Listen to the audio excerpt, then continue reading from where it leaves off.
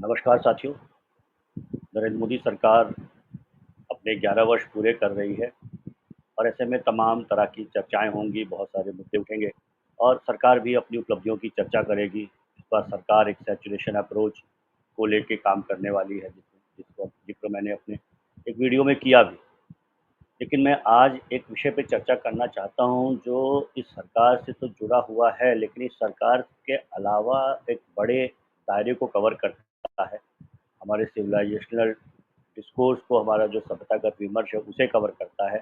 हमारा जो स्टेट है, भारतीय राज्य, उसके संप्रभुता और उसके संविधान के ऊपर भी कुछ बातें कहता है। मैं बात करना चाहता हूँ तीन तरह के विजन की। इस देश को लेके तीन तरह के विजन ऐसे हमें अभी दिखाई पड़ते हैं और उसमें वो विजन क्या हैं और उनमें सबसे बेहतर विकल्प कौन है, इस पे भी हम चर्चा करेंगे। होता क्या है कि किसी भी देश, समाज या राज्य का सबसे पहले तो एक सामूहिक स्वप्न होना चाहिए, एक सामूहिक विजन होना चाहिए, एक कलेक्टिव ड्रीम होना चाहिए। जो अगर कलेक्टिव विजन होना चाहिए, अगर जो तो है। और जब मैं कह रहा हूँ सामूहिक, तो इसका मतलब नहीं है 100% लोग उसके साथ खड़े हों। उतनी चेतना किसी समाज में लाना बहुत कठिन होता है। लेकिन एक साइजेबल नंबर, एक टेंजिबल नंबर उस विचार के साथ, उस विचार के पीछे खड़े होने चाहिए। उस सामूहिक विजन के पीछे, उस सामूहिक स्वप्न के पीछे खड़ा होना चाहिए। हमने देखा कि अमेरिका में क्या हुआ। अमेरिका में ग्रेट अमेरिकन ड्रीम ऐसा करके एक 1880 के दशक से एक समझ बनी कि एक सबको एक ग्रेट अमेरिकन ड्रीम जीना है। और 1920 आते आते हमने देखा कि काफ़ी अमेरिका ने उस क्षेत्र में प्रगति भी की और दुनिया का सिरमौर बनने की राह पे बढ़ गया। और जब द्वितीय विश्व युद्ध खड़ा हुआ तो दुनिया में नंबर वन ताकत वो बन गया। वो कलेक्टिव ड्रीम क्या था, उसको मैं ऐसे कहता हूँ, 5 4 3 2 1। यानी कि 5 0 वाली सैलरी, 4 पहिए वाली गाड़ी, 3 BHK का बढ़िया घर, 2 बच्चे और एक बीवी या गर्लफ्रेंड। ये अमेरिका में एक समझ बन गई कि सब व्यक्ति यही करने लग गया। एक मर्केंटाइल सोसाइटी है, वो सब लोग बिजनेस में, उसके प्राइवेट कंपनीज में काम करने लगे और अमेरिका पूरी तरीके से ट्रांसफॉर्म हुआ। उसी तरीके से चाइना ने भी अपना एक लक्ष्य बनाया, ग्रेट चाइनीज ड्रीम। उसे उन्होंने 2048 तक पाने का लक्ष्य रखा है, जब उनके चाइनीज रेवोल्यूशन के 100 साल पूरे होंगे। भारत के साथ विडंबना ये रही कि जो लोग इस देश में राज करने आए आज़ादी के बाद, उन्होंने भारत को कोई सामूहिक स्वप्न नहीं दिया, कोई कलेक्टिव ड्रीम नहीं दिया, कोई विजन ऐसा नहीं दिया जिसमें कि एक साइजेबल नंबर, एक टेंजिबल नंबर खुद प्रयास करे, उसके लिए लगे। बहुत सी चीज़ें स्टेट सेंट्रिक की कर दी गई और कुछ लोगों के इर्द गिर्द ही सारी बातें होती रही, सारा विमर्श होता रहा।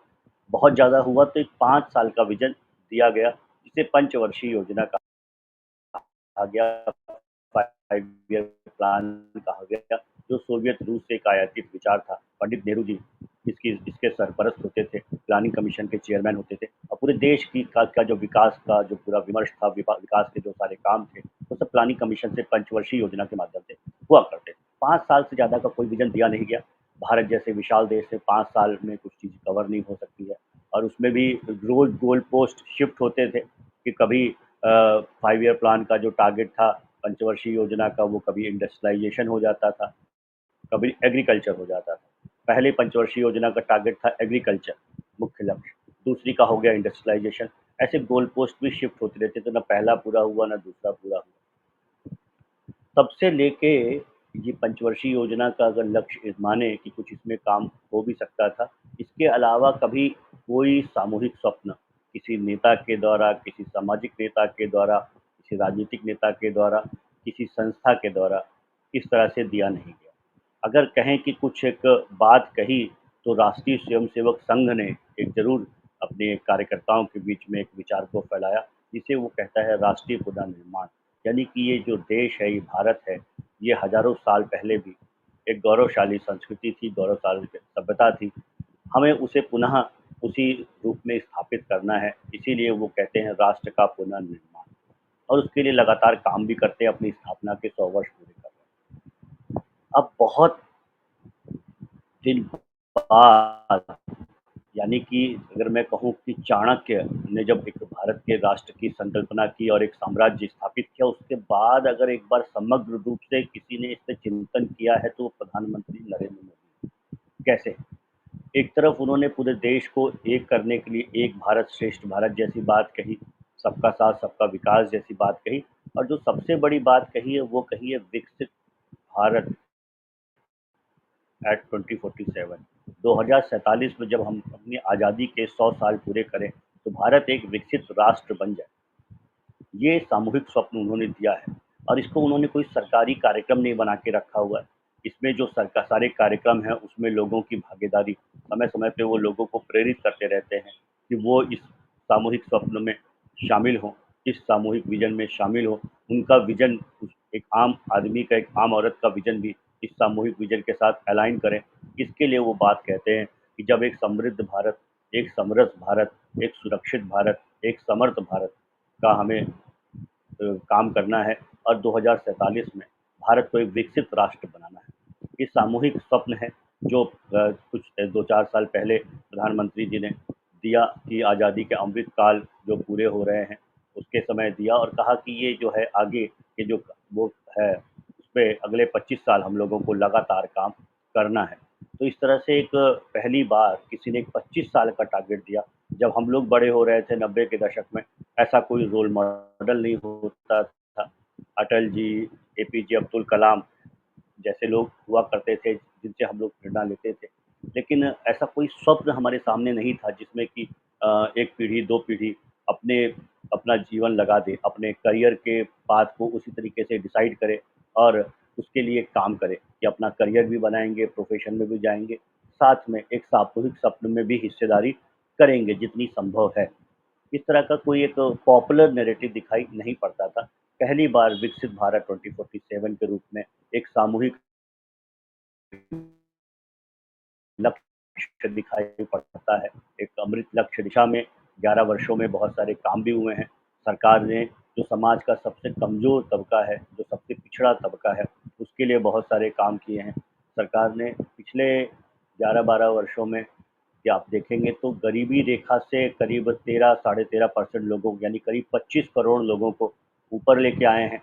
ये विश्व बैंक की रिपोर्ट में आया है। और सरकार ने जिस प्रकार के काम किए, जो लोगों की बेसिक नीड्स होती हैं, प्रधानमंत्री जी ने लाल किले की प्राचीर से भी कहा था कि मैं तो छोटा आदमी हूँ और छोटी बात करता हूँ, कि भाई टॉयलेट जो होता है, शौचालय, शौचालय की बात उन्होंने लाल किले से कही। और ऐसे छोटी-छोटी बातों से कैसे बड़े-बड़े बदलाव आते हैं, उसका बहुत अच्छा उदाहरण उन्होंने दिया कि अगर हम अपने घर में टॉयलेट ठीक नहीं रख सकते, बनवा नहीं सकते, सामूहिक सार्वजनिक शौचालय नहीं होंगे, तो कैसे हम एक बड़ा स्वप्न जी सकते हैं, कैसे विकसित बनाने के लिए आगे भी बढ़ सकते हैं। कभी उज्ज्वला स्कीम जैसी बात हुई कि एक महिला जो कि गाँव में जलावन की लड़ाई लड़ती है, उसको गोबर नहीं मिलता, उसको लकड़ी सूखी नहीं मिलती, तो कैसे हम, अगर इस देश की आधी आबादी ऐसे ही रह जाएगी, तो हम कैसे काम कर पाएँगे?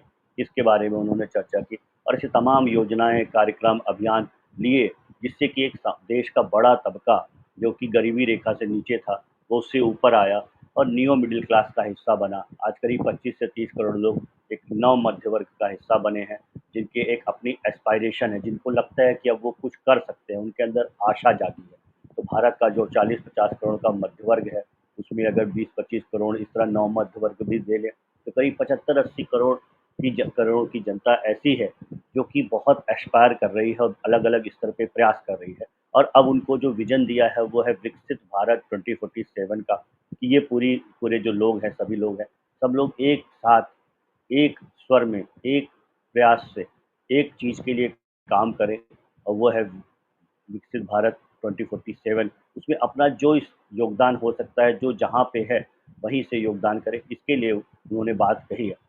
मित्रों, इसी के कंट्रास्टिंग अगर आप देखें, तो 2 और विज़न हैं, या कहूँ मैं थे, या अब धीरे-धीरे पास्ट बन रहे हैं, वो भी सरकार के कारण ही संभव हुआ है। कि एक संस्था थी पॉपुलर फ्रंट ऑफ इंडिया। हमें, जब हम विजन विकसित भारत 2047 की बात करें, तो ना भूलें कि उसके सामने चुनौतियाँ क्या हैं। तो उसी तरह से पीएफआई ने, पॉपुलर फ्रंट ऑफ इंडिया ने भी, उसके बहुत सारे डॉक्यूमेंट्स मिले थे, जिसमें अ, देखा गया था कि 2047 तक भारत को एक इस्लामिक स्टेट बनाने का लक्ष्य उन्होंने भी लिया था। हम देखते थे कि 15 अगस्त को वो कैसी परेड केरल में निकाला करते थे, और इस्लामिक कट्टरवाद उसको पॉपुलर करने की कोई कसर वो छोड़ते नहीं थे। कैंपस में भी कैंपस फ्रंट ऑफ इंडिया के नाम से बहुत सारे कैंपसेस में, यानी विश्वविद्यालय परिसरों में भी कैंपस फ्रंट ऑफ इंडिया नाम से संगठन बन गया था। एसडीपीआई नाम से उन्होंने पॉलिटिकल पार्टी बना ली थी। तो पॉलिटिकल पार्टी तो एग्जिस्ट करती है, लेकिन पॉपुलर फ्रंट ऑफ इंडिया और बहुत सारी आतंकी गतिविधियों में पॉपुलर फ्रंट ऑफ इंडिया पाया गया था। केरल में एक प्रोफेसर ने सिर्फ एक क्वेश्चन पूछ लिया था एग्जामिनेशन में, उसके हाथ काट लिए थे। तो इस तरह के मिडिवल जो मध्यकालीन जो फरमान होते थे, उस तरह से इस भारत को चलाने के लिए उन्होंने जगह जगह प्रयास शुरू कर दिए थे, और उन्होंने भी लक्ष्य लिया था कि 2047 तक भारत में एक इस्लामिक राज्य की स्थापना करेंगे। लेकिन सरकार को धन्यवाद देना चाहिए कि वो पॉपुलर फ्रंट ऑफ इंडिया पे बैन लगा है, और पॉपुलर फ्रंट ऑफ इंडिया आज एक संगठन संगठन के रूप में एग्जिस्ट नहीं करता। लेकिन ऐसा नहीं कह सकते कि जो पॉपुलर फ्रंट ऑफ इंडिया है वो अलग अलग नामों से, अलग अलग तरीकों से अभी भी अपनी गतिविधियां बनाए रखे है, और कभी भी फिर से आ सकता है। इसलिए हमें सतर्क रहने की जरूरत है। एक तीसरा विजन था जो कि माओवादियों का था, सीपीआई माओइस्ट, जो कि 2004 से काम कर रही थी, और 1967 से जो है क्या कहते हैं, जब कम्युनिस्ट पार्टी ऑफ इंडिया से एक धड़ा अलग होकर जंगल में चला गया और माओवादियों की तरह गुरिल्ला वॉरफेयर से सत्ता परिवर्तन के लिए प्रयास करने लगा। जो कहते थे flows from battle of power flows from barrel of gun, सत्ता जो है बंदूक की नली से निकलती है, हम बदलाव लाएंगे और लाल किले की धरती को हम लाल बनाकर छोड़ेंगे। और उन्होंने भी 2047 तक इस लाल किले पे लाल झंडा फहराने का एक प्रतिज्ञा की थी, एक विजन उन्होंने भी लिया था। देखिए, सत्ता में आना जाना ये तो चलेगा, लेकिन लोकतंत्र में लोकतांत्रिक तरीके से ही ये करना पड़ेगा। हमने हजारों साल में यही सीखा है। सामूहिक निर्णय, चाहे पुरातन समय में संघ सभा समिति जैसे संगठन होते थे, और वहाँ पे हम लोगों ने वहाँ से लोकतांत्रिक मूल्यों को हमने सीखा है। अगर उस लोकतांत्रिक मूल्यों को दबाते हुए कोई सत्ता में आने का कोशिश करेगा बंदूक की नोक पे, तो उसका जरूर प्रतिकार किया जाना चाहिए। तो पीडब्ल्यूजी, एमसीसी, ये सब समूह जब साथ आते हैं और सीपीआई माओइस्ट 2004 में बनता है, तो वो भी एक लक्ष्य लेते हैं कि 2047 तक हम लोग लाल किले पे लाल झंडा फहराएंगे। लेकिन आज फिर से सरकार को धन्यवाद देना चाहिए कि वो सीपीआई माओइस्ट जो हिंसा के रास्ते से समाज में और सरकार में बदल करना चाहते थे, वो भी हाशिए पे जा चुके हैं। अभी छत्तीसगढ़ में एक बड़े पुलिस अधिकारी ने कहा कि जो बासव राज जनरल सेक्रेटरी सिपाही माओइस्ट का मारा गया, इसके बाद अब अगला कोई जनरल सेक्रेटरी बन नहीं पाएगा, उससे पहले ही ये संगठन और इसकी गतिविधियां खत्म होंगी। अब कुछ ही जिलों में सीपीआई माओइस्ट की जो गतिविधियां हैं, उसकी वजह से कुछ ही जिले अब अति संवेदनशील कहे जा रहे हैं। बस्तर जैसा जिला जो कि इनका एपी सेंटर हुआ करता था, उसको अति संवेदनशील जिलों की सूची से निकाल के अदर डिस्ट्रिक्ट्स में डाल दिया गया, अदर एलडब्ल्यू अफेक्टेड डिस्ट्रिक्ट में डाल दिया गया है। और ऐसा गृह मंत्री अमित शाह जी ने कहा भी है कि 31 मार्च 2026 तक हम लोग नक्सलवाद, माओवाद को इस देश से उखाड़ फेंकेंगे। तो मित्रों, 3 विजन हैं विकसित भारत 2047 का, पॉपुलर फ्रंट ऑफ इंडिया का जो जो इस्लामिक राज्य बनाने का, और माओवादियों का कि लाल किले पर लाल झंडा फहराने का। इस अगर तीनों की सिर्फ तुलना करें तो साफ साफ नजर आता है कि इस देश का एक जो है विकसित भारत, जो एक समर्थ भारत, समृद्ध भारत, समृद्ध भारत, सुरक्षित भारत की बात कहता है, उसमें सुरक्षित है। और बाकी जो दोनों विजन हैं, उनको वो मानवीय आधार पे, लोकतांत्रिक आधार पे, संवैधानिक आधार पे बिल्कुल गलत है। और ऐसे में जब मोदी सरकार अपने 11 साल पूरे कर रही है, तो देश का एक बहुत बड़ा वर्ग विकसित भारत के लक्ष्य को पाने के लिए 2047 तक लग गया है। और अगले आने वाले 20 सालों में, 25-22 सालों में हम देखेंगे कि वो लक्ष्य हम प्राप्त करते हुए नजर आएंगे। और बाकी जो जो विजन है वो कहीं भी हमारे सामने टिकेंगे नहीं। ज़रूरत ये है कि हम लोग ये जो सामूहिक विजन है, सामूहिक स्वप्न है, कलेक्टिव ड्रीम है, उसको एक साथ जिए, एक साथ आगे बढ़ें, एक साथ सोचें। हमारा हमारा वेद भी कहता है समवो मनांसि, यानी हमारे विचार एक हों, तभी हम लोग इस तरह के एक समान स्वप्न देख सकेंगे, सामूहिक स्वप्न देख सकेंगे। प्रधानमंत्री नरेंद्र मोदी जी ने हमें जो स्वप्न, सामूहिक स्वप्न विकसित भारत का दिखाया है, हम लोग संकल्प लें, जो सरकार अपने 11 साल पूरे कर रही है, कि हम लोग भी उसमें अपना जो योगदान हो सकता है करेंगे। आज के लिए इतना ही। नमस्कार।